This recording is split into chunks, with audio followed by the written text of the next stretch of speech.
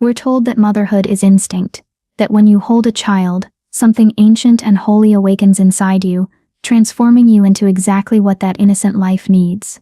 The fairy tales promise us that love conquers all, that goodness is rewarded, that the right heart always finds its way home. But when you're standing in a snowstorm at 3 in the morning, cradling 2 dying infants that aren't yours, while their real mother walks away without looking back, you discover a truth that shatters everything. The world doesn't run on love.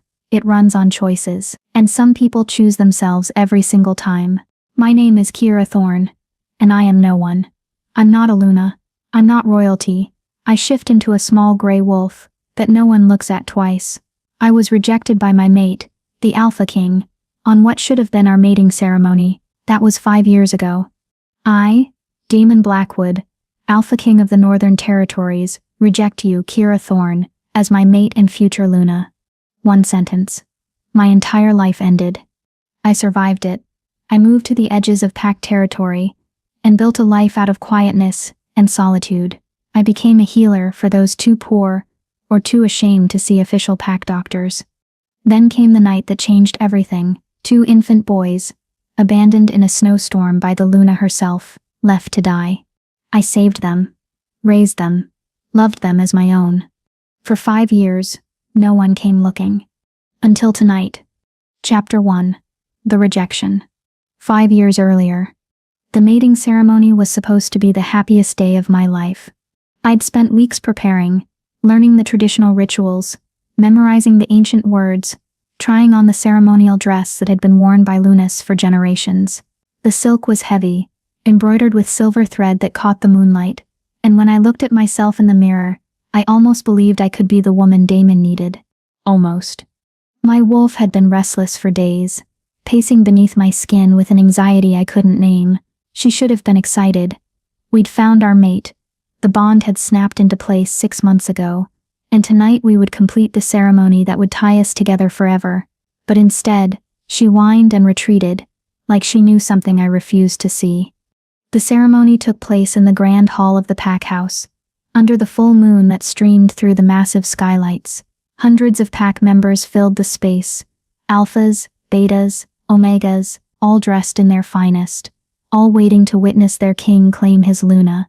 I stood at the altar, my hands trembling, and watched Damon walk toward me. He was beautiful. There was no other word for it. Tall and broad-shouldered, with dark hair that fell just past his collar and eyes that shifted between human brown and wolf gold, depending on his mood. He moved with the kind of confidence that came from being born into power, from never having to question whether he belonged. When he reached me, he didn't smile. That should have been my first warning. The priestess began the ceremony, her voice echoing through the hall as she recited the ancient words.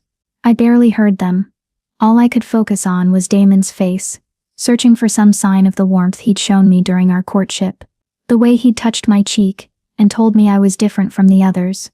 The way he'd kissed me under the stars and promised me forever. But tonight, his expression was carved from stone. Do you, Damon Blackwood, Alpha King of the Northern Territories, accept this woman as your mate, your Luna, your equal in all things? Damon's jaw tightened. The silence stretched too long. Damon? The priestess prompted, uncertainty creeping into her voice. He looked at me then, really looked at me, and what I saw in his eyes made my blood turn to ice. Disgust. I need to speak with my intended, he said, his voice flat. Privately. Murmurs rippled through the crowd. The priestess frowned but nodded, stepping back. Damon grabbed my arm, not gently, not the way a mate should touch, and pulled me toward a side room. The moment the door closed behind us, he released me like I'd burned him. Tell me it isn't true, he said. My heart hammered against my ribs. Tell you what isn't true. The medical report. The one from the pack doctor. His eyes flashed gold. Tell me you didn't hide this from me. The room tilted. I don't know what you're talking about. Don't lie to me. His voice cracked like a whip, and I flinched. The doctor performed a standard examination on all potential Lunas. It's protocol, and you know what he found? Tears burned behind my eyes, but I couldn't speak, couldn't breathe. You're barren, Kira. Infertile. Your womb is He cut himself off, his hands clenching into fists. You can't give me heirs. The words hit me like physical blows. I didn't know, I whispered. I swear, I didn't know. No one told me. It doesn't matter. His voice had gone cold, distant. I am the Alpha King. My bloodline must continue. The pack needs heirs. I need heirs. We could adopt, I said desperately, hating how small my voice sounded. Or there are treatments, medical advances. No. The finality in that single word destroyed me. I can't risk it. I can't tie myself to someone who can't fulfill the most basic requirement of a Luna. The most basic requirement? Anger flared through my devastation. I thought partnership was the requirement. Love, trust. Love is a luxury, Damon said. And he wouldn't even look at me anymore. Leadership is a responsibility, and I won't fail my pack, because I was too weak to make the hard choice. He turned toward the door, and I realized with dawning horror what was about to happen. Damon, please. I'm sorry, Kira. He didn't sound sorry. He sounded relieved. You're a good woman. You'll find someone else. Someone who doesn't need. Don't you dare. My voice broke. Don't you dare make this sound noble. You're rejecting me because I'm broken. Say it. He finally met my eyes. You're not broken. You're just not right for me. Somehow, that was worse. He opened the door, and we walked back into the hall. Every eye turned to us. I could feel their curiosity, their judgment, their pity already forming before they even knew what was happening. Damon stepped forward, addressing the crowd with the same commanding voice he used for all official declarations. There will be no ceremony tonight. Gasps. Whispers. My mother's hand flew to her mouth in the third row. I, Damon Blackwood, Alpha King of the Northern Territories. He paused, and for just a moment, something like regret flickered across his face, but then it was gone, replaced by the mask of a king doing his duty. Reject you, Kira Thorne, as my mate and future Luna. The bond between us, the invisible thread that had connected our souls for 6 months, snapped. It wasn't poetic. It wasn't clean. It was agony. I felt it tear through my chest like a blade, severing something fundamental and leaving a wound that would never fully heal. My wolf howled inside me, thrashing and screaming, and I collapsed to my knees right there on the altar. No one moved to help me. Through the haze of pain, I heard Damon continue speaking. The position of Luna remains open. I will begin accepting petitions from eligible females immediately. Eligible. The word tasted like poison. My father appeared beside me then, his face flushed with shame, not concern, not sympathy. Shame, because his daughter had humiliated him in front of the entire pack. Get up, he hissed, hauling me to my feet. You're making a scene. Making a scene. As if I was the problem. As if I'd chosen this. He dragged me out of the hall, past hundreds of staring faces, and I felt every single one of their eyes on my back like brands. The rejected mate. The broken woman. The girl who couldn't even keep an Alpha King. My father didn't speak to me on the drive home. When we arrived at our house, he finally broke his silence. You knew, he said. You had to have known. I didn't. Don't insult me. His voice was harsh. You knew you couldn't bear children. And you pursued the Alpha King anyway. Do you understand what you've done to this family? The shame you've brought on us. I loved him, I whispered. Love. He spat the word like a curse. Love doesn't keep a roof over your head, Kira. Status does. Power does. And you just threw away the greatest opportunity our family has ever had.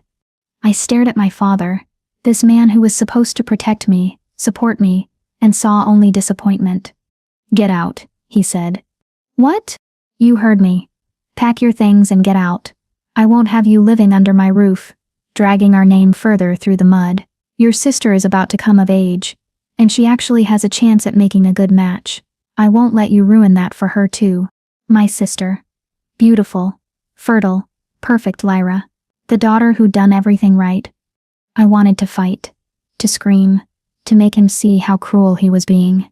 But I was so tired, so broken, so hollowed out by rejection and pain, that I couldn't find the energy to defend myself. So I packed a bag, I took what little money I'd saved, and I left. I walked through the pack territory in the middle of the night, still wearing the ceremonial dress that now felt like a mockery.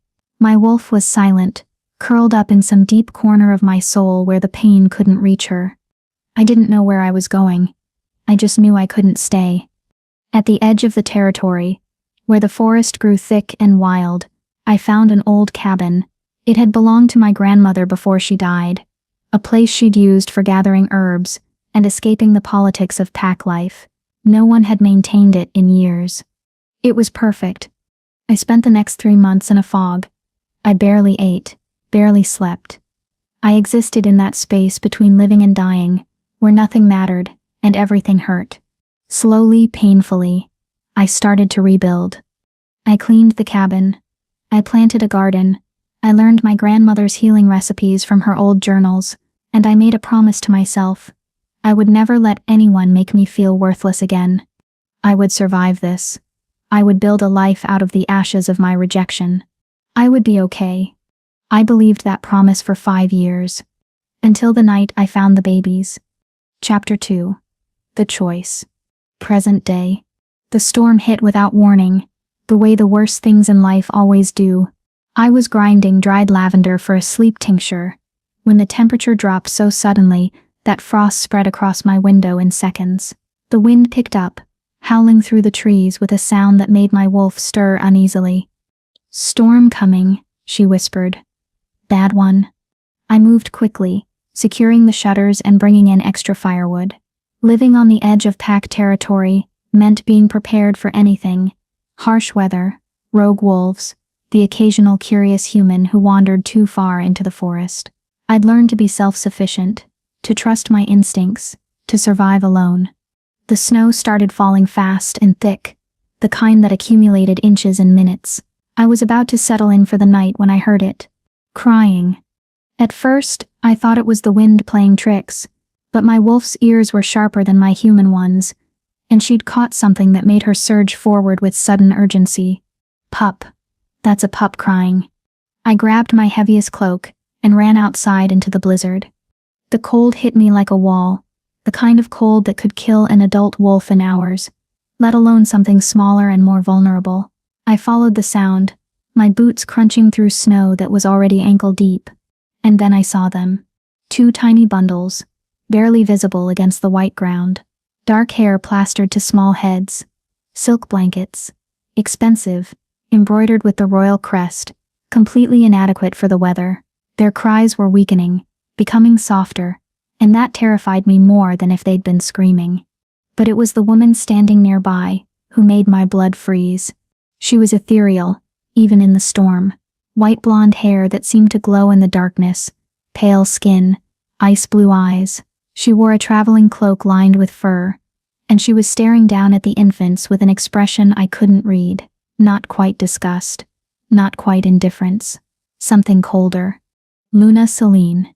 I'd never met her in person, but everyone in the Northern Territories knew what the Alpha King's chosen mate looked like. She'd been presented to the pack 2 years after my rejection, a princess from the Eastern Territories, beautiful and fertile, and everything I wasn't. Within a year, she'd given birth to twin sons, the heirs Damon needed so desperately. And now she was standing in a blizzard, watching those heirs die. "Wait!" I screamed, running toward her. "What are you doing? Those are your children." She turned to look at me, and for a moment, our eyes met. There was no recognition in her gaze. She had no idea who I was. Why would she? I was nobody, a rejected mate, living in exile. But I saw something in her expression that I'll never forget. Not cruelty, not even anger. Just emptiness, like she was looking at objects she decided to discard. "They're not mine anymore," she said, her voice barely audible over the wind. "They never were." Before I could respond, she shifted. Her body transformed into a massive white wolf, larger than any I'd seen, with fur that blended perfectly with the snow. She didn't look back. She simply ran, disappearing into the storm within seconds. I fell to my knees beside the infants. They were dying.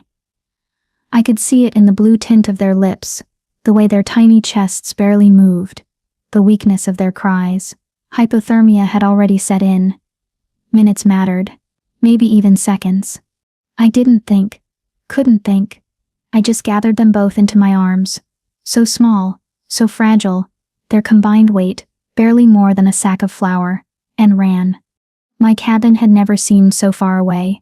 The storm fought me with every step, wind pushing me back, snow blinding me. My arms ached from holding them, from keeping them pressed against my chest, where my body heat might keep them alive long enough. Please, I begged the moon, the goddess, anyone who might be listening, please don't let them die. I burst through my door and immediately started stripping away their frozen clothes. Their skin was ice cold, almost gray. One of them, the smaller one, wasn't crying anymore. His eyes were closed, his body limp. No. I built up the fire until the cabin was sweltering, then wrapped both infants skin to skin against my bare chest, covering us all with every blanket I owned. I could feel my own body heat radiating into them, willing warmth back into their tiny frames. The larger twin started to respond first, a whimper, then a weak cry, then finally a full-throated wail. That was the most beautiful sound I'd ever heard, but his brother remained silent and still.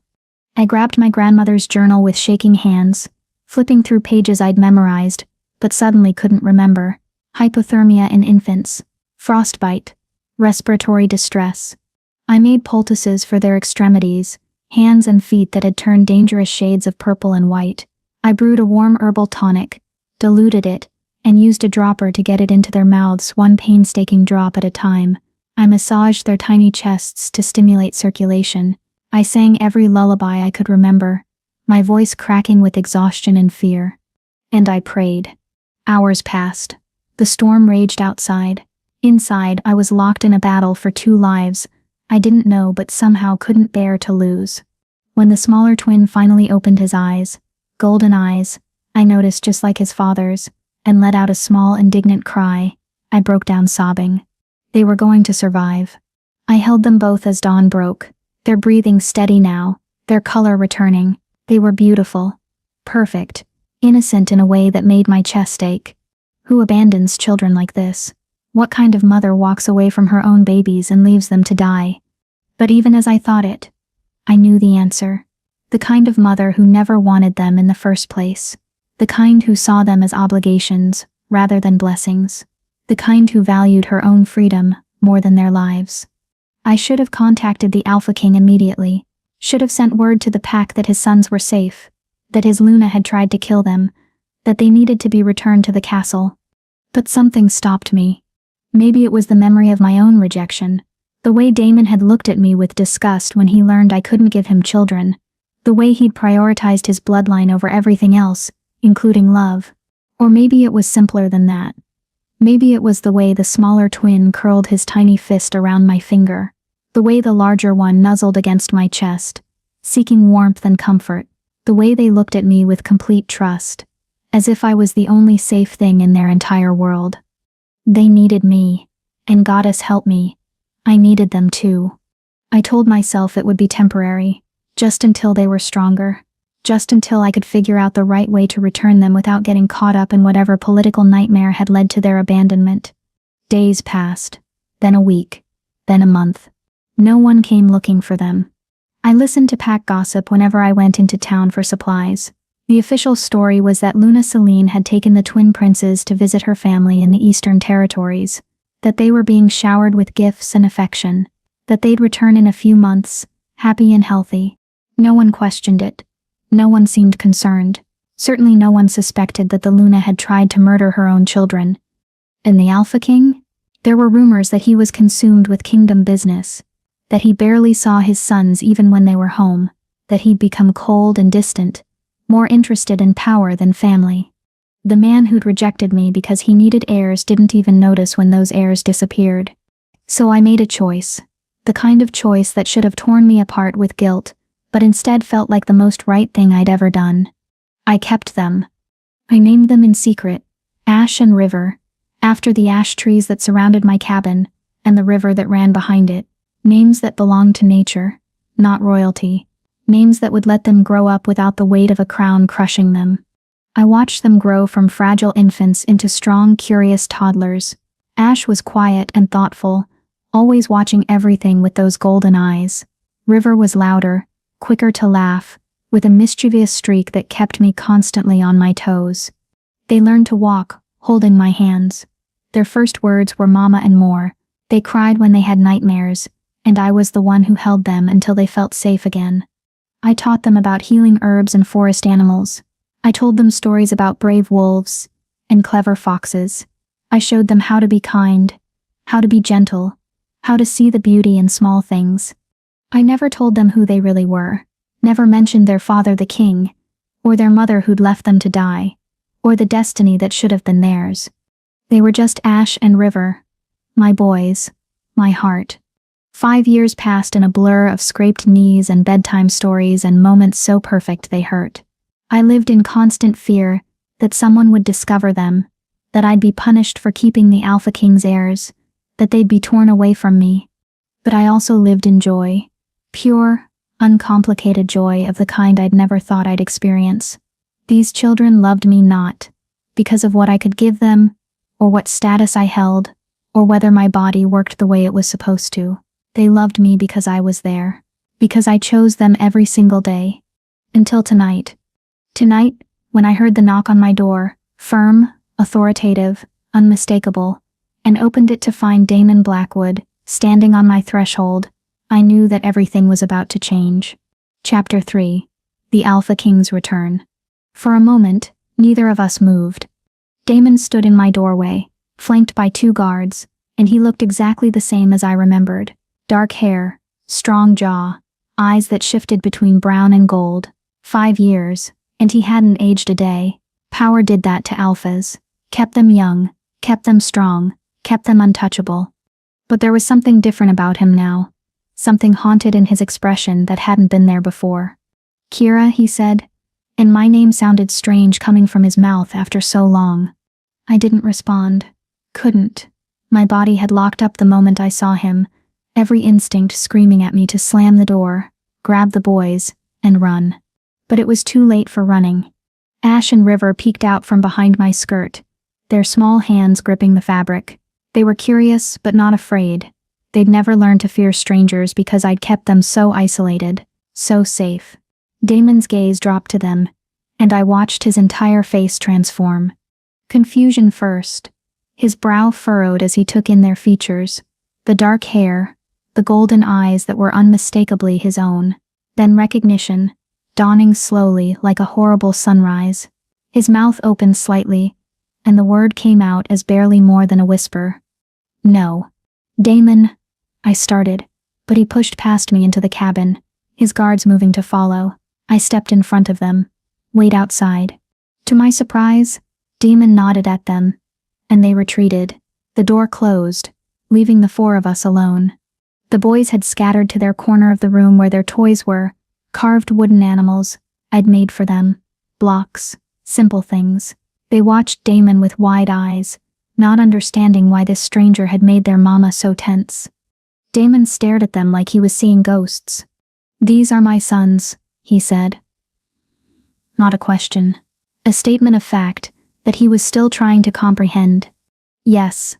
My sons, who have been missing for 5 years, who Celine told me died shortly after birth, from a wasting sickness."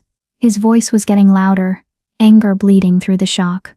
"My sons, who I mourned, who I held funerals for, He cut himself off, his hands clenching into fists. "She lied," I said quietly. "She didn't just lie, she tried to kill them." I told him everything. The storm, finding them abandoned and dying, Celine walking away without looking back, the months I'd waited for someone to come looking, the realization that no one was coming. With every word, Damon's face grew paler. By the time I finished, he looked like he might be sick. "Why didn't you tell me?" he demanded. "Why didn't you bring them to me immediately?" "Because I didn't trust you." The words came out sharper than I'd intended, but I didn't take them back. "You rejected me, because I couldn't give you heirs. You chose Celine specifically because she could. And then you were so consumed with your kingdom, that you didn't even notice when your sons disappeared. Why would I believe you'd protect them? They're my children. They're mine. My voice was steel. I'm the one who saved them, fed them, held them when they were sick, taught them to walk and talk and laugh. You might be their father by blood, but I'm their mother in every way that matters. Damon looked like I'd struck him. You had no right. I had every right. I stepped toward him, and to his credit, he didn't back down. She left them to die. Damon, your perfect Luna, your fertile mate, tried to murder her own children. And you want to talk to me about rights? Mama? Ash's small voice cut through the tension. He'd crept closer, his face worried. Why are you yelling? I immediately dropped to my knees, pulling him into a hug. I'm sorry, sweetheart. Everything's okay. River joined us, wrapping his arms around my neck. Damon made a sound, something between a laugh and a sob. When I looked up, his eyes were wet. They call you Mama, he said. That's what I am. And they don't know me at all. It wasn't an accusation. It was grief, raw and overwhelming, and despite everything between us, I felt a flicker of sympathy. What do you want, Damon? He dragged a hand through his hair, looking suddenly exhausted. Celine is gone. She left 3 days ago, took everything of value from her chambers, and vanished. I've had guards searching everywhere, and today one of them reported seeing her heading toward your cabin 5 years ago, during a storm. I came here to ask if you'd seen her, if you knew anything, and instead I find. He gestured helplessly at the boys. I want my sons back, he said finally. They're the heirs to the Northern Territories. They belong in the castle, not hidden away in some cabin. They're happy here. They deserve more than this. They deserve to be loved. My voice cracked. They deserve to be more than political tools or symbols of your bloodline. They deserve a childhood where they're wanted for who they are, not what they represent. You think I wouldn't love them? Damon's eyes flashed gold. They're my sons, Kira, my blood. Of course I'd love them. The way you loved me? The question hung in the air between us, heavy and poisonous. Damon's jaw worked. That was different. Was it? Because from where I'm standing, it looks like you only value people for what they can give you. And the moment they can't give you what you want, they're disposable. That's not fair. None of this is fair. I was shaking now, 5 years of repressed anger finally breaking free. You destroyed me, Damon. You rejected me in front of everyone, let my family cast me out, and didn't even bother to check if I survived. And now you show up here and expect me to just hand over the children I've raised? The children you thought were dead, and apparently grieved for all of 5 minutes before moving on. I grieved. His voice broke. Every day for 5 years, I grieved. I buried empty caskets. I commissioned monuments. I hated myself for not being there when they supposedly died, for failing to protect them. Then, where were you? I demanded. When Celine told you they died? Where were you? Managing a border dispute with the Western Territories. I was 3 days' travel away when I got the message. He looked away. By the time I returned, she'd already had them cremated, or so she said. The pieces clicked into place. Celine hadn't just abandoned the boys. She'd orchestrated an elaborate lie to cover it up. She'd played on Damon's absence, his trust, his grief. I'm sorry, I said, and meant it. I'm sorry she did that to you, but it doesn't change anything. These boys know me as their mother. Ripping them away from the only home they've ever known would traumatize them. So, what do you suggest? I hadn't expected that. Hadn't expected him to ask, to show any willingness to compromise. I don't know, I admitted. But I won't let you take them unless I'm certain they'll be safe and loved. Damon was quiet for a long moment, watching Ash and River play with their wooden animals. His expression was unreadable. Then his eyes met mine, and something in them made my breath catch. You, he said softly. It's you. What? My wolf. He's been going insane for the past hour, saying the same thing over and over. Damon took a step closer. You. It's always been you. The bond I'd thought was severed 5 years ago suddenly flared to life, not broken after all, just dormant, waiting. That's impossible, I whispered. Is it? His voice was rough. Or did I make the biggest mistake of my life when I rejected you? Don't forget to subscribe. Chapter 4. The Impossible Bond. I stepped back, shaking my head. No, absolutely not. Kira, you don't get to do this. My voice was trembling with anger, with fear, with something else I refused to name. You don't get to show up after 5 years and claim some mystical bond awakening. You rejected me, Damon. You severed our mate bond. I thought I did. He ran a hand through his hair, frustration evident in every line of his body. But my wolf is telling me I was wrong, that the bond never truly broke. It just went dormant because I was a disappointment. I finished bitterly, because I couldn't give you what you needed. Because I was an idiot who didn't understand what a true mate bond meant. The boys had stopped playing, sensing the tension in the room. River moved closer to me, his small hand finding mine. Ash watched Damon with those golden eyes that mirrored his father's, curious and cautious. "Who is he, Mama?" River asked quietly. I knelt down, pulling both boys close. "He's someone I used to know, someone important." "Is he going to stay for dinner?" Ash asked. "We're having vegetable stew." The innocence of the question made my heart ache. They had no idea that this man could take them away from me, that he had every legal right to claim them, that their entire world was balanced on a knife's edge. Damon's expression softened as he looked at them. "I would love to stay for dinner, if your mama says it's okay." Both boys turned to me with hopeful eyes, and I knew I couldn't say no, not without explaining things they were too young to understand. "Fine," I said. "But just dinner. Then we need to talk. Alone." The next hour was surreal. I prepared the stew while Damon sat awkwardly at my small table, clearly out of place in the modest cabin. The boys warmed up to him quickly, too quickly for my comfort. River showed him his collection of interesting rocks. Ash demonstrated how he could count to 50. Damon listened with an intensity that surprised me. He asked questions, laughed at their stories, and looked at them like they were the most precious things in the world. It was the way a father should look at his sons, and it terrified me. After dinner, I put the boys to bed. They protested, wanting to stay up and talk to the visitor, but eventually their exhaustion won out. I tucked them in, kissed their foreheads, and promised I'd be right in the next room. When I returned to the main room, Damon was standing by the fire, staring into the flames. "They're incredible," he said, without turning around. "Smart, kind, happy. They are. You did that. You raised them to be that way." He finally looked at me. "I owe you everything, Kira. You saved their lives, and gave them a childhood I never could have. Don't." I wrapped my arms around myself. "Don't try to manipulate me with gratitude. Just tell me what you want." "I want them back. I want to be their father." He paused. "And I want you. You can't have me. That ship sailed 5 years ago when you decided I wasn't good enough. I was wrong." He crossed the room, stopping just out of reach. "I was wrong about everything. I thought being a good king meant prioritizing bloodlines and heirs over everything else.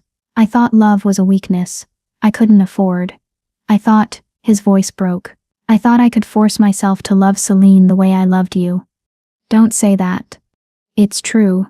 From the moment our bond snapped into place, you were all I could think about, but I was terrified of what the pack would think if I chose a mate who couldn't give me biological children. Terrified of appearing weak or making a decision based on emotion rather than logic.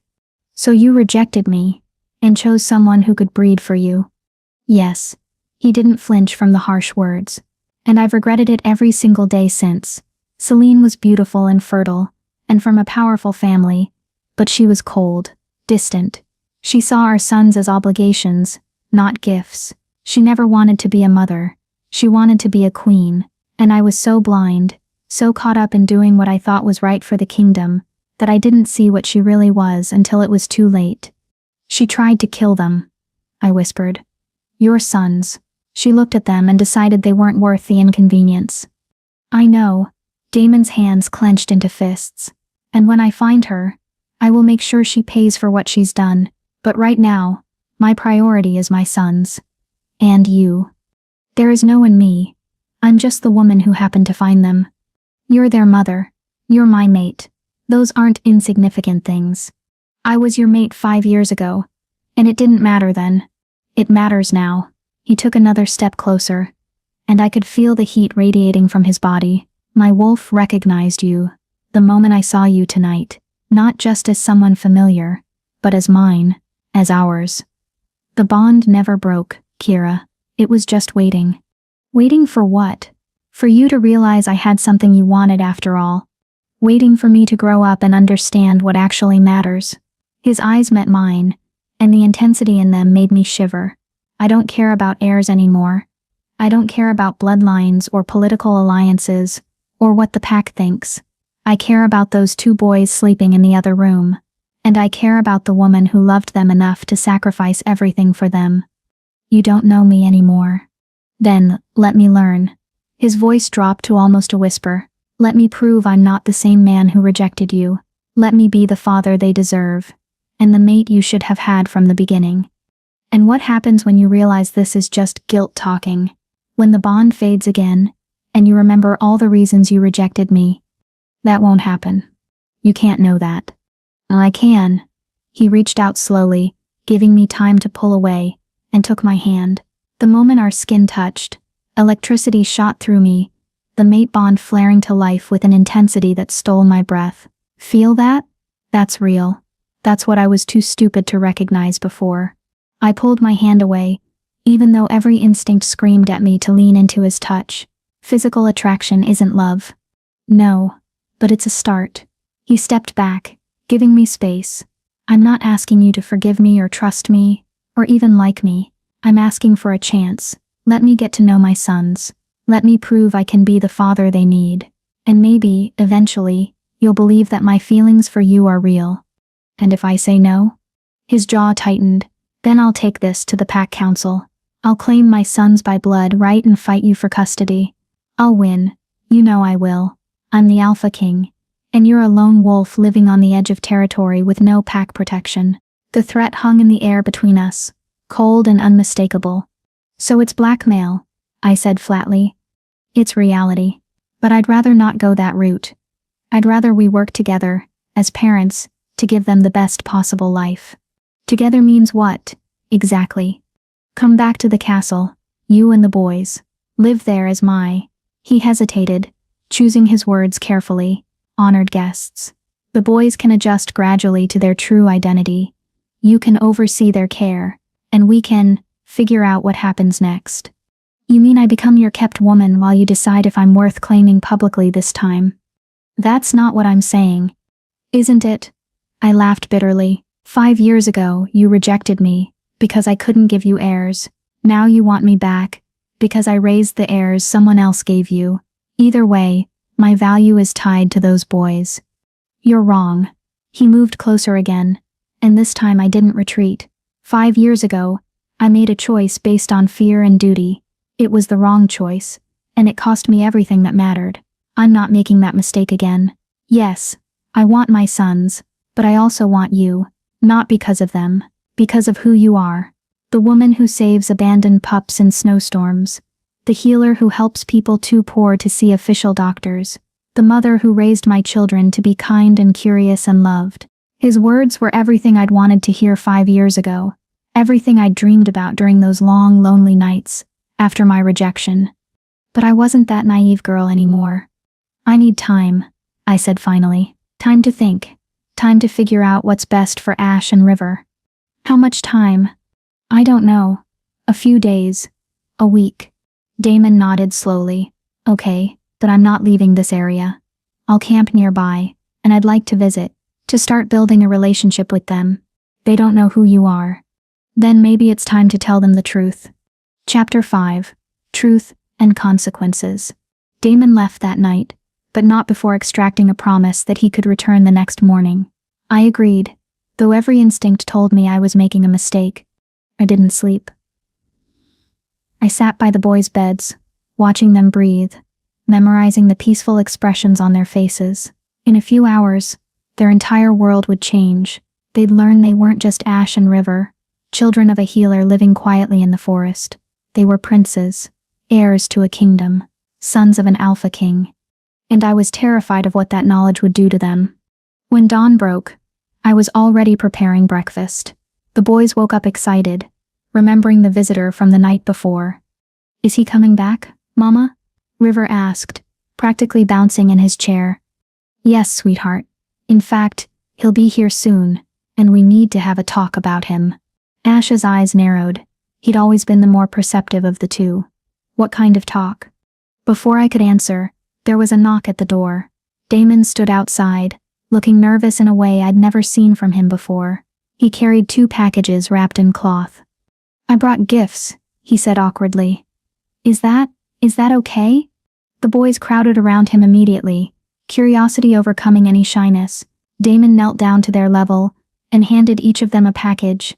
River tore into his first, revealing a beautifully carved wooden wolf. Not a toy, but a work of art, detailed and lifelike, captured mid-howl. I made it myself, Damon said quietly. When I believed I'd lost you, I carved one for each of you. I've been carrying them for 5 years.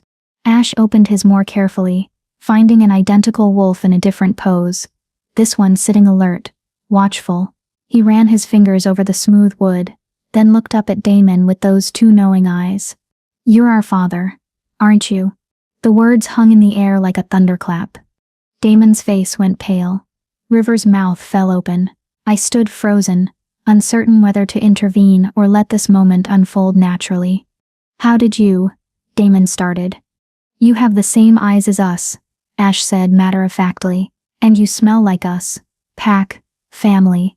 Mama's been sad since you arrived, the way she gets sometimes when she thinks we're asleep, and she looks at old things in her drawer, and you look at her the way the wolves in the forest look at their mates. 5 years old, and he'd pieced together what I'd been desperately trying to hide. River looked between us, processing. If you're our papa, where have you been? The simple question destroyed Damon. I watched him struggle for words, his composure crumbling. I thought you were gone, he finally said, his voice rough. Someone lied to me and told me you died when you were babies.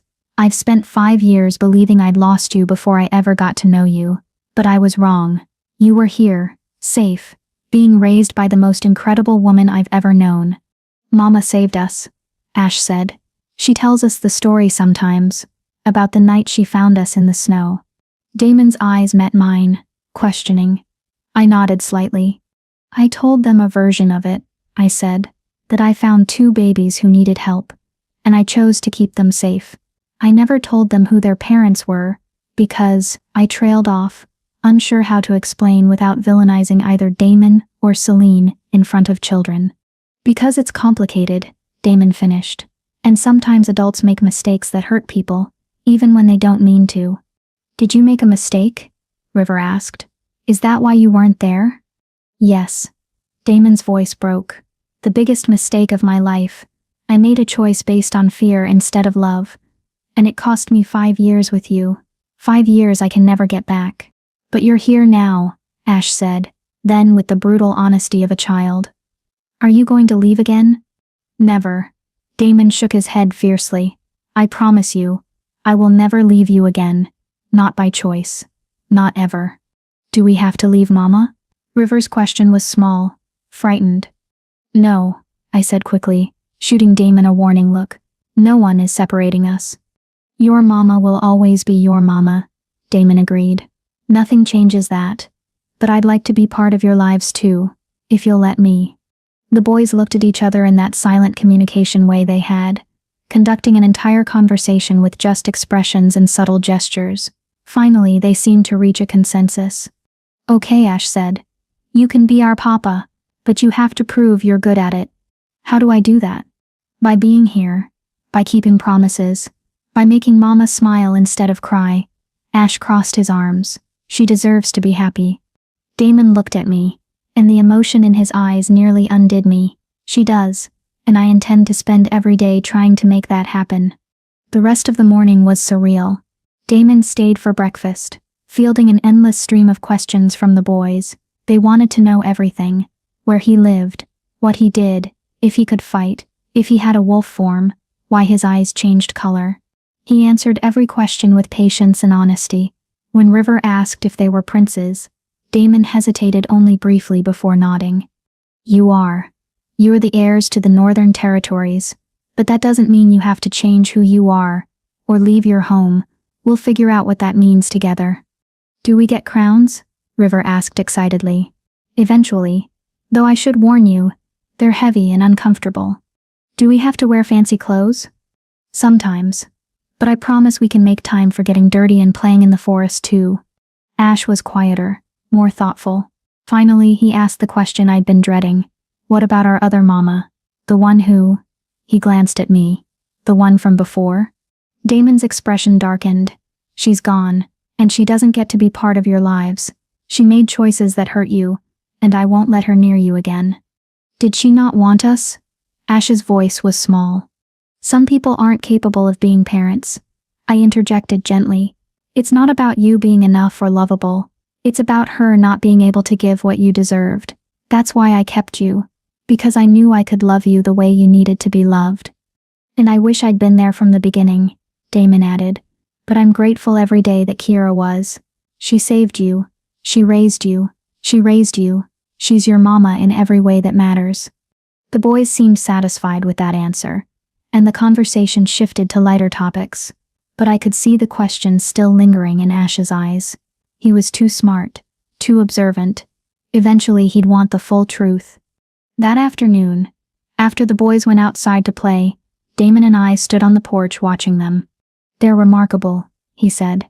You've done an incredible job with them. They're good kids. They make it easy. Don't diminish what you've done. He turned to face me. You gave them everything.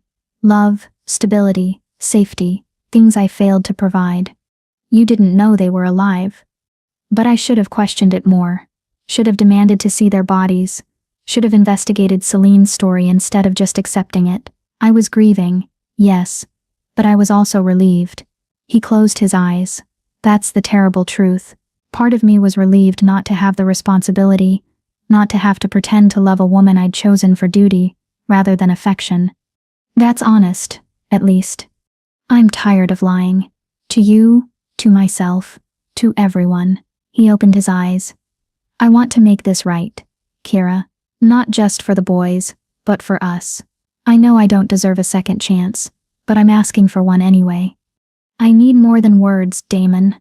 I need to see that you've actually changed, that you won't just revert to the man who rejected me the moment things get difficult. Then let me prove it. Come to the castle. Not as my kept woman or my secret, as my mate. Publicly. Let me claim you in front of the entire pack, the way I should have 5 years ago. My heart raced. You can't be serious. I've never been more serious about anything in my life. He took my hand, and this time I didn't pull away. I love you, Kira.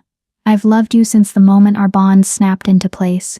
I was just too much of a coward to admit it. And I love our sons. Yes, our sons, because you're their mother in every way that counts. Let me make us a family. A real family. The pack will never accept me. I'm the rejected mate. The broken woman. The one who couldn't give you heirs. The pack will accept what I tell them to accept. And you're not broken. You never were. I was the one who was broken. Broken by duty and expectation and the weight of a crown I never asked for.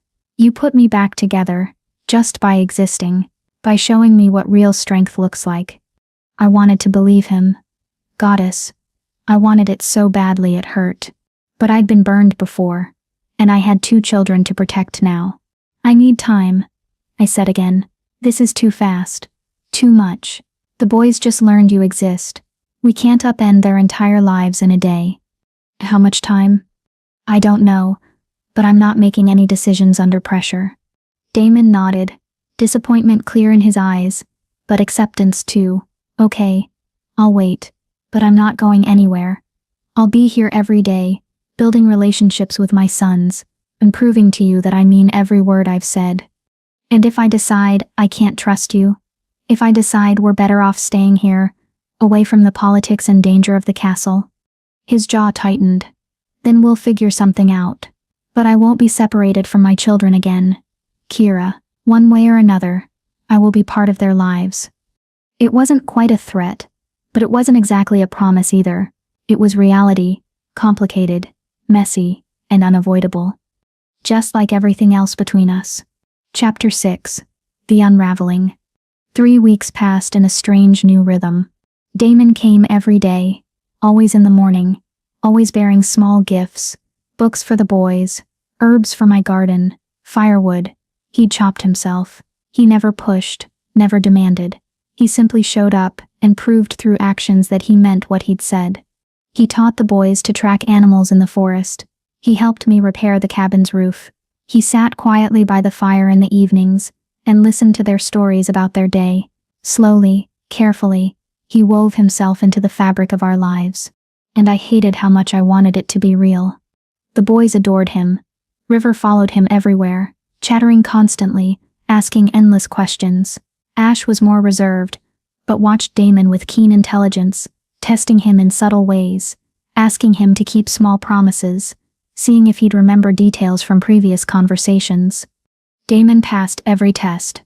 But it was the way he looked at me that kept me awake at night, like I was something precious he'd lost and miraculously found again. Like 5 years hadn't passed. Like the rejection had never happened. The mate bond between us grew stronger each day, humming beneath my skin whenever he was near. My wolf, silent for so long, had awakened and yearned for him with an intensity that terrified me. Then everything changed. It started with a letter, delivered by one of Damon's guards. I watched his face as he read it, saw the color drain from his skin. "What's wrong?" I asked. "The pack council has called an emergency session." His voice was tight. "Someone's been spreading rumors about the boys, about you." My stomach dropped. "What kind of rumors?" "That I've found my supposedly dead sons alive, that they've been hidden away by a lone wolf, that I'm keeping them secret, because there's something shameful about the situation." He crumpled the letter. "Celine's family. They must have heard somehow, and they're trying to get ahead of the narrative." "What does that mean for us?"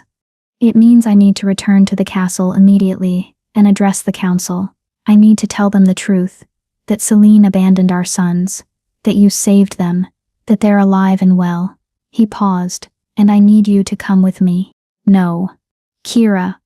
I'm not parading my children in front of your council like prizes to be judged and scrutinized. They're 5 years old. They don't understand pack politics or power games. They're not prizes. They're heirs.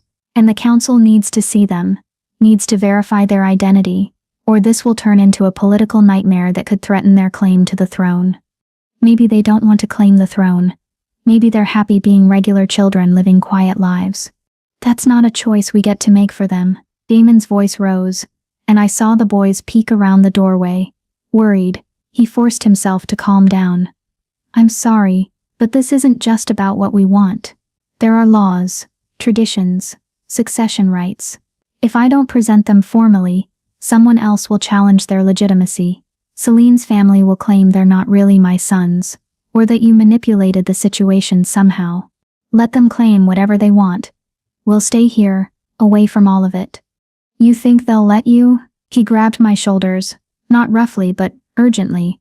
"Kira, listen to me. The moment this became public knowledge, you stopped being invisible. You're the woman who has the Alpha King's heirs. You're a threat to anyone who wants to see different bloodlines on the throne. If you stay here, unprotected, you're making yourself a target." I hadn't thought of that. Hadn't considered that saving the boys 5 years ago had put us all in danger. "Come to the castle," Damon said more gently. "Let me protect you. Let me claim you and the boys publicly, so no one can question your status or their legitimacy. It's the only way to keep you safe. Or it's a convenient way to control us." "It's both," he admitted. "I won't lie, having you at the castle, having the boys recognized as my heirs, it strengthens my position. But that doesn't mean I'm not also terrified of what could happen to you if you refuse. Please, Kira, trust me, just this once." I looked at the boys, still peeking around the doorway. They looked scared, picking up on the tension even if they didn't understand it. "I need to talk to them first," I said. "They deserve to know what's happening, and have a say in this decision." Damon nodded and stepped back, giving me space. I gathered Ash and River, sitting them down at our small table. "We need to have a serious talk." "Are we in trouble?" River asked. "No, sweetheart. But things are going to change. People now know that you're Papa's sons. Important people. And they want to meet you." "We don't want to meet them," Ash said firmly. "We want to stay here with you." "I know. But sometimes we have to do things we don't want to do to stay safe. I chose my words carefully. Papa has a big house, a castle. He wants us to come live there for a while, where he can make sure no one tries to hurt us. Would someone hurt us? River's eyes went wide. Not if I can help it, Damon interjected, kneeling beside the table. But there are people who might try, bad people who want power and don't care who they hurt to get it. At the castle, I have guards and walls and ways to keep you protected. Here, I can't do that as easily. What about Mama? Ash asked. Does she come too? Of course, Damon said immediately. I would never separate you from your mama. She's part of our family. Promise, River demanded. Promise she stays with us, no matter what. I promise. The boys looked at each other, having another one of their silent conversations. Finally, Ash spoke. Okay, we'll go, but only if Mama agrees, and only if we can come back here sometimes. Deal, Damon said. This will always be your home. We're just adding another place where you belong. I wanted to argue more, to find reasons to refuse, but looking at my sons, at their trust in both of us, at their willingness to be brave even when scared, I knew Damon was right. We couldn't hide anymore. When do we leave? I asked quietly. Tomorrow morning. I'll send guards tonight to help pack and ensure safe travel. The rest of the day passed in a blur of preparation. The boys were excited despite their fear, chattering about what a castle might look like and whether they'd have their own rooms. I packed our meager belongings, my hands shaking as I folded their small clothes. That night, after the boys were asleep, Damon and I stood outside under the stars. I'm terrified, I admitted, of going back there, of facing the pack that watched me be rejected, of being judged and found wanting all over again. You won't be. He took my hand. This time, I'll be standing beside you, and anyone who disrespects you will answer to me. You can't fight the whole pack for me. Watch me. There was steel in his voice. I failed you once, Kira. I won't do it again. Tomorrow, when we arrive at the castle, I'm calling an immediate pack gathering, and I'm going to claim you, publicly, permanently. No more hiding, no more shame. You're my mate, and everyone will know it. The bond was rejected. You can't just... The bond was never truly severed. My wolf has been telling me that for weeks now, and tomorrow I'm going to prove it to everyone. He turned to face me fully. I love you. I've always loved you. And I'm done pretending otherwise. Before I could respond, he kissed me. It was gentle at first, tentative, as if asking permission, but when I didn't pull away, when I found myself kissing him back despite every logical reason not to, it deepened into something desperate and claiming. The mate bond roared to life between us, stronger than ever, and I felt it then, the truth he'd been trying to tell me. The bond had never broken. It had just been waiting, dormant, but not dead. When we finally broke apart, both breathing hard, Damon rested his forehead against mine. Tomorrow changes everything, he whispered. Are you ready? No, I wasn't ready. I'd never be ready. But I nodded anyway. Because ready or not, our quiet life in the forest was over. And whatever came next, political intrigue, pack judgment, the dangers of court life, we'd face it together. As a family. Chapter 7. The Return. The castle looked exactly as I remembered, imposing gray stone towers reaching toward the sky, walls that promised either protection or imprisonment depending on which side you stood on. I'd been here only once before, 5 years ago, on the night of my rejection. Now I was returning with 2 children who would either be celebrated as lost princes or scrutinized as potential imposters, and beside me rode the man who'd shattered my heart, asking me to trust him with the pieces. The boys pressed against the carriage window, eyes wide with wonder. It's huge, River breathed.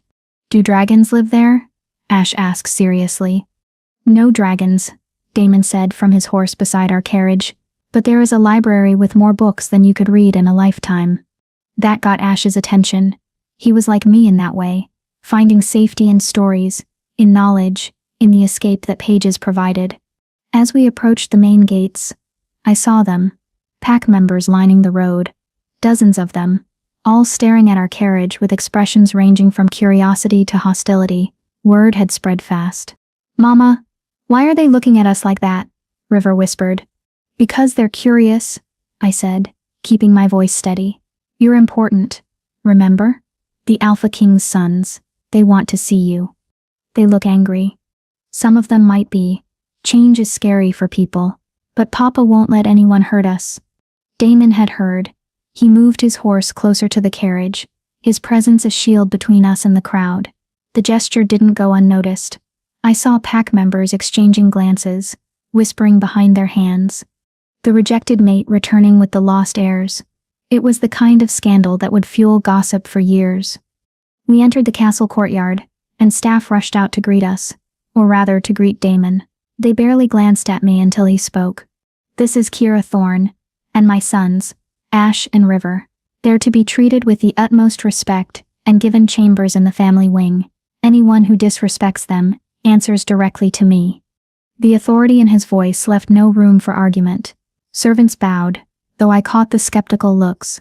Some of them exchanged. A woman stepped forward, older, elegant, with silver streaking through her dark hair. Damon's mother, the Dowager Queen. "Damon." Her voice was cool. "I received your message. These are the children?" "They are, Mother. This is Ash and River, your grandsons." She studied the boys with an expression I couldn't read. The boys shrank back against me, sensing she was someone important and potentially dangerous. "They have your eyes," she said finally, "and Celine's coloring." "They have Kira's heart," Damon corrected. "She saved their lives and raised them. They're here because of her." The Dowager Queen's gaze shifted to me, and I felt the weight of her judgment. The rejected mate. "How convenient that you happened to find my grandsons." "Convenient had nothing to do with it," I said, keeping my voice level. "I found 2 dying infants in a snowstorm, and chose to save them. I didn't know who they were at first. By the time I realized, they were already mine." "Yours?" Her eyebrow arched. "They're the heirs to the Northern Territories. They belong to the crown." "They're children," I said firmly. "They belong to themselves, and yes, they're mine. I'm the only mother they've ever known." Bold words from someone in your position. "Mother." Damon's voice was a warning. "Kira is under my protection. She and the boys will be treated as family, not prisoners or political pawns. Am I clear?" The Dowager Queen's lips thinned, but she nodded. "Crystal, though the Pack Council will have questions, many questions. I'm calling a gathering tonight. Everyone will get their answers then." "Tonight?" She looked alarmed. "Damon, that's not enough time to prepare." "I don't need time to prepare. I just need the truth." He dismounted and came to help us from the carriage. "Come, let me show you your rooms." The family wing was overwhelming. Our entire cabin could have fit inside the sitting room alone. The boys' chamber had 2 large beds, a play area, shelves waiting to be filled with toys and books, and windows overlooking the gardens. "This is ours?" River asked, in awe. "All yours," Damon confirmed. "My room is just down the hall, and your mama's is." He paused, looking at me. "Where would you like to be? I can put you in the room adjoining theirs, or—" "Adjoining is fine," I said quickly, not ready to examine what the "or" might have meant. My room was beautiful, too beautiful. A massive bed with silk sheets, a private bathing room, a balcony overlooking the forest. It was the kind of luxury I dreamed about as a young girl, before I learned that beauty often came with a price. A servant brought clothes, fine dresses in deep greens and blues, nothing like the simple homespun I was used to. I stared at them, feeling like an imposter. "You don't have to wear them if you don't want to," Damon said from the doorway. "I just thought, for the gathering tonight. The pack responds to symbols. If you look like you belong here, it's harder for them to question your place. And, if I don't want to belong here, then we'll figure something else out. But tonight, I need you to trust me." I nodded reluctantly. The rest of the afternoon passed in a haze. Servants helped me bathe and dress. Someone styled my hair. When I looked in the mirror, I barely recognized myself. I looked like a Luna, like someone who might actually belong beside an Alpha King. The boys were dressed in fine clothes too, though they kept tugging at the collars and complaining that everything was too tight. Damon appeared in formal attire, every inch the powerful ruler, and together we looked like a family portrait. Except we weren't a family. Not really. We were pieces forced together by circumstance and desperation. "Ready?" Damon asked, as evening approached. "No. Me neither." He offered his hand. "But let's do it anyway." The great hall was packed. Hundreds of pack members crowded inside, all waiting to hear the Alpha King's announcement. I felt their eyes on me as we entered. Judgment, curiosity, hostility. The boys gripped my hands tightly, overwhelmed by the crowd. Damon led us to the front, where the pack council sat in a semicircle. His mother was there, along with other high-ranking members I didn't recognize. They watched us with expressions ranging from skeptical to openly hostile. Damon stepped forward, his voice carrying through the hall with alpha authority. 5 years ago, I was told my sons died, shortly after birth. I mourned them. I honored their memory. I believed they were gone forever. He paused. I was lied to. Luna Celine abandoned our sons in a snowstorm, leaving them to die. They survived only because this woman, Kira Thorne, found them and chose to save them. Gasps rippled through the crowd. The council members leaned forward, suddenly very interested. "Where is Luna Celine now?" one of them demanded. "Gone. She fled 3 weeks ago, and we've been unable to locate her. But that's irrelevant. What matters is that my sons are alive. They're here, and they are the rightful heirs to this kingdom." "And the woman?" another council member asked, his tone skeptical. "The rejected mate, who conveniently appears with your lost heirs. How do we know this isn't some scheme?" "Because I know." Damon's voice cracked like a whip. "I verified their bloodline. They are my sons, and Kira Thorne is the woman who saved them, raised them, and loved them when no one else would. She deserves our gratitude, not our suspicion." "She's your rejected mate," the Dowager Queen said quietly. "You severed that bond 5 years ago, in front of everyone. Now you bring her back, expecting us to accept her, to accept this situation. I made a mistake." Damon's words echoed through the suddenly silent hall. 5 years ago, I rejected my true mate, because I was a coward, because I prioritized duty over love, bloodlines over bond, and I've regretted it every single day since." He turned to face me, and the look in his eyes made my breath catch. "Kira Thorne, I rejected you once. It was the worst decision of my life, and I've spent 5 years paying for it. I can't undo that pain. I can't give you back what I took, but I can give you the truth." He dropped to one knee in front of the entire pack. "I love you. I've always loved you. And if you'll have me, if you'll give me a second chance I don't deserve, I want to claim you, properly, publicly, as my mate, my Luna, my equal in all things." The hall erupted. Voices rose in shock, approval, outrage. The boys pressed closer to me, scared by the noise, and I stood frozen, staring at Damon kneeling before me, offering everything I'd once dreamed of. But could I trust it? Could I trust him? Chapter 8. The Claim. The hall fell silent, waiting for my answer. Every eye was on me. The Pack Council, the Dowager Queen, hundreds of pack members who'd witnessed my rejection 5 years ago and were now watching to see if I'd accept the man who'd broken me. And Damon, still on his knee, his eyes holding mine with an intensity that made my chest ache. "Stand up," I said quietly. He rose slowly, uncertainty flickering across his face. I looked at the boys, clinging to my sides, their small faces confused and frightened by the spectacle. They didn't understand pack politics or mating bonds. They just knew their mama was upset, and their papa was making a scene. "You rejected me," I said, my voice carrying through the silent hall, in front of everyone. "You told me I wasn't enough, that I was broken, that I couldn't give you what you needed. I was wrong. Let me finish." My hands were shaking, but I kept my voice steady. "You threw me away like I was worthless. My own father disowned me. I lost everything. My mate, my family, my place in the pack. I spent months wanting to die, because the pain of your rejection was too much to bear." Damon's face crumpled. "Kira. But I didn't die. I survived. I built a life out of nothing. I became someone I could be proud of, and when I found 2 dying babies in a snowstorm, I didn't hesitate. I didn't care whose they were or what saving them might cost me. I just knew they needed love, and I had love to give. I looked down at Ashen River, my boys, my heart. I raised them alone for 5 years, fed them, clothed them, healed them when they were sick, held them when they had nightmares. I taught them to be kind and brave and curious. I loved them with everything I had, even knowing that someday someone might try to take them from me. No one is taking them from you, Damon said hoarsely. Aren't you? I met his eyes. By bringing us here? By claiming them publicly as heirs? You've changed everything. They can't just be my boys anymore. They have to be princes. They have to carry the weight of a crown they never asked for. They can be both, he insisted. Your sons and my heirs. It doesn't have to be one or the other. And what about me? What am I supposed to be? Your convenient Luna because I happened to raise the children you needed?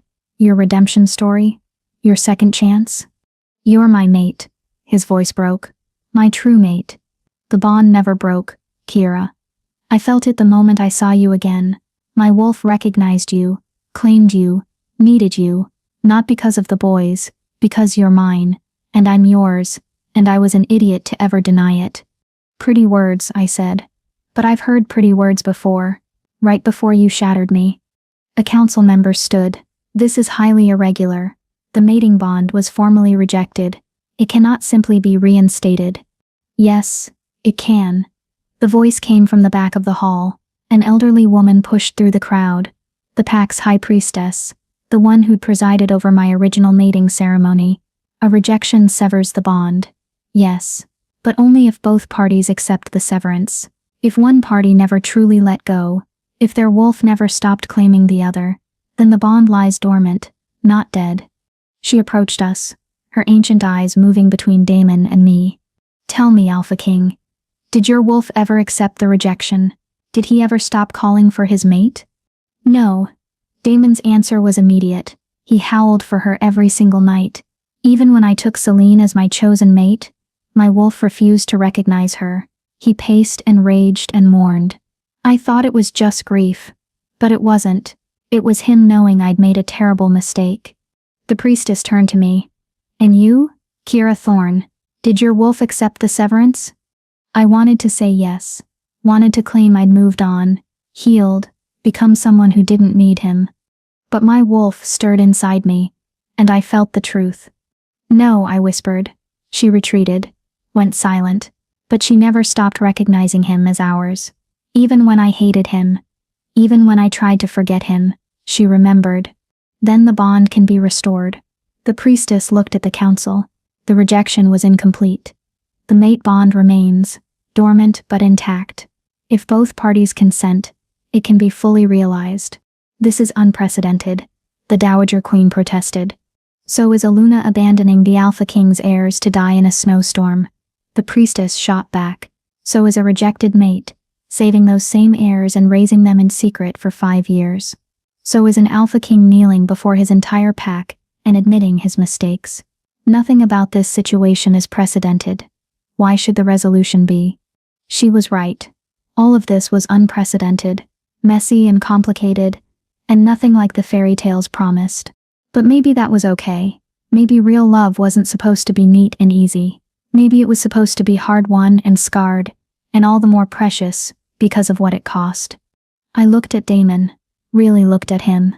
Not at the Alpha King who'd rejected me, but at the man who'd shown up every day for 3 weeks, who'd patiently won over my sons, who'd listened when I said no, and respected my boundaries, who'd protected us when danger threatened, who'd just humiliated himself in front of his entire pack, because he valued truth more than pride.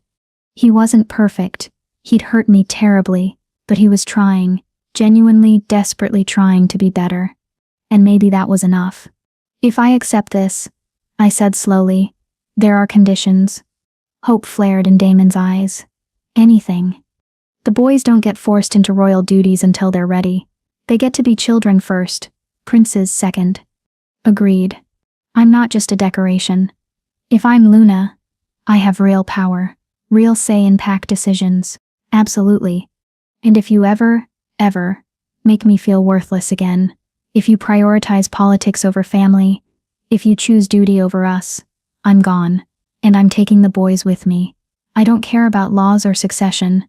They're my sons, and I will protect them above everything else. I would expect nothing less. Damon took my hands. You are the strongest person I've ever known, Kira. The idea that I once thought you were broken is laughable. You're fierce and brave, and you've survived things that would have destroyed lesser people. I don't want you as some submissive Luna, who just nods and agrees with me. I want you as my equal, my partner, someone who will call me out when I'm being an idiot, and stand beside me when things get hard. They will get hard, I warned. The pack doesn't trust me. Your mother hates me. Celine's family will cause problems. And these boys, I looked down at Ash and River.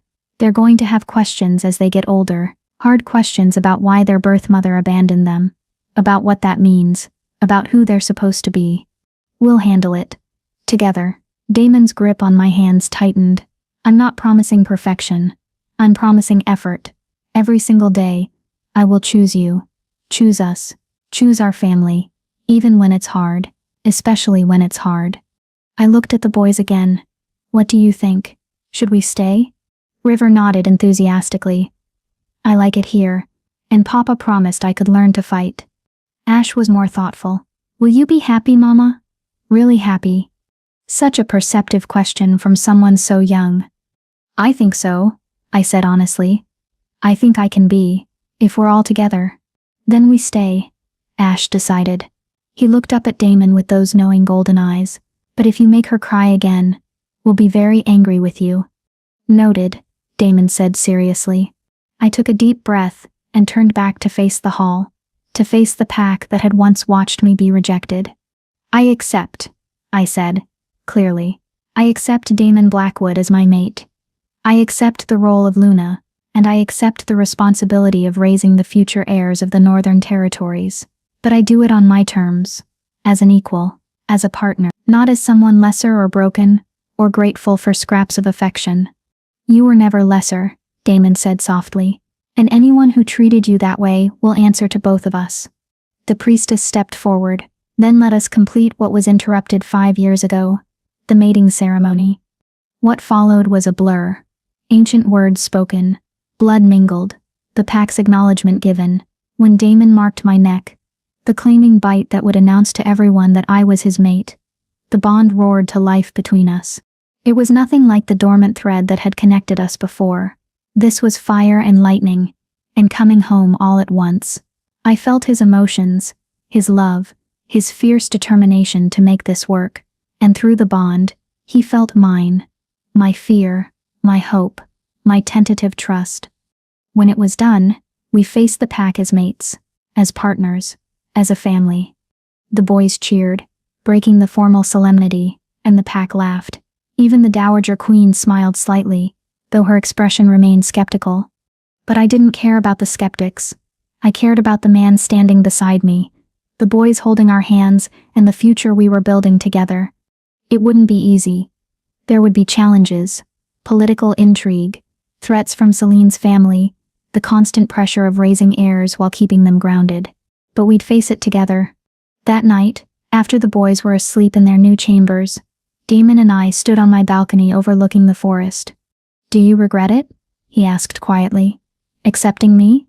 Ask me in a year, I said. Then softer. But no, I don't think I will. You're not the man who rejected me anymore, and I'm not the woman who needed your approval to know my worth. I love you, he said. I should have said it 5 years ago. I should have fought for you instead of letting fear control me. But I'm saying it now. Every day, for the rest of our lives, I'll say it. I love you too, I admitted. I probably never stopped, even when I wanted to, even when I tried. He pulled me close, and for the first time in 5 years, I let myself believe in happily ever after. Not because it was guaranteed, but because we were both willing to fight for it. Epilogue. 6 months later. The boys ran through the castle gardens, laughing as they chased butterflies. They'd adjusted remarkably well, still the same curious, kind children they'd always been, just with fancier clothes and the occasional royal lesson. Damon had kept his promises. All of them. He included me in pack decisions. He prioritized family time. He loved the boys fiercely, and loved me even more fiercely. And I'd learned to trust again. Slowly, carefully, but genuinely. I was standing in the library when the messenger arrived, breathless and agitated. Luna Kira. There's a woman at the gates. She claims to be Luna Celine. She's demanding to see her sons. My blood ran cold. Damon appeared at my side instantly, the mate bond alerting him to my distress. What did you say? The messenger repeated the message. Damon's eyes flashed gold. She doesn't get near them. Not ever. She's their birth mother, the messenger said uncertainly. Doesn't she have rights? She has no rights, I said firmly. She abandoned them, tried to kill them. She doesn't get to walk back into their lives, now that they're valuable. But even as I said it, I knew this was far from over. Celine's return would bring complications we hadn't prepared for, questions about maternal rights, about the boy's true parentage, about what really happened that night in the storm. But as I looked at Damon, felt the strength of our bond, remembered the family we'd built together, I knew one thing for certain. Whatever came next, we'd face it together. And no one, not Celine, not the Pack Council, not fate itself, would tear our family apart.